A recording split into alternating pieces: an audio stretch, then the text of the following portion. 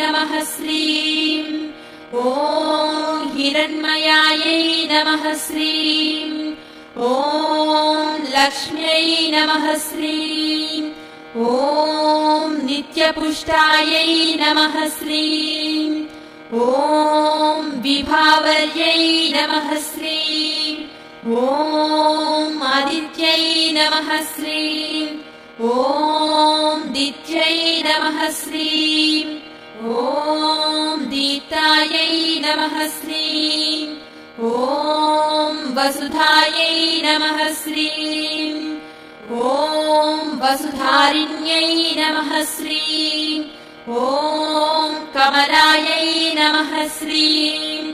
ॐ कान्तायै नमः श्रीं